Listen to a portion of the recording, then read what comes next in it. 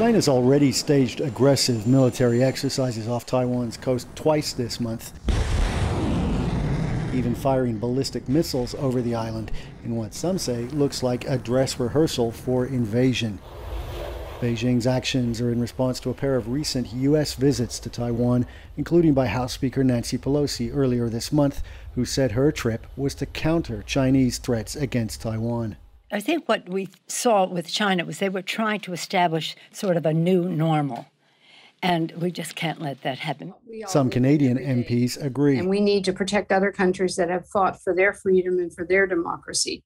Judy Scrow is one of 8 parliamentarians planning a cross-party visit to Taiwan this October.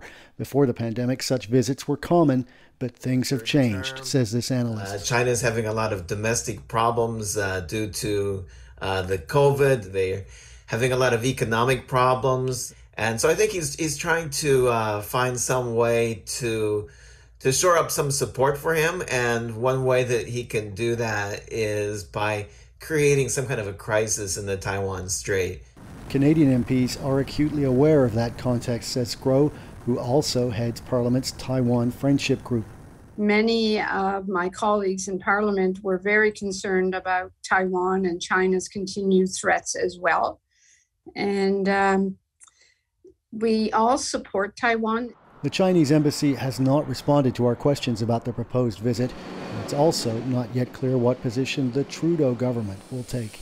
Evan Dyer, CBC News, Ottawa.